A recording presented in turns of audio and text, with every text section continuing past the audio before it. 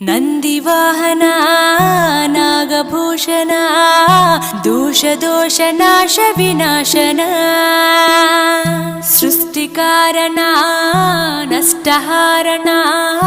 తమోరజో సత్వగుణ విమోచన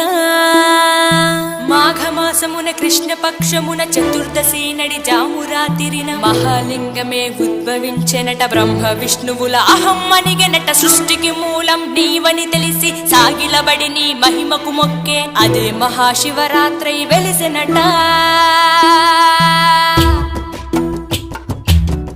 అరే ఓ జంగమా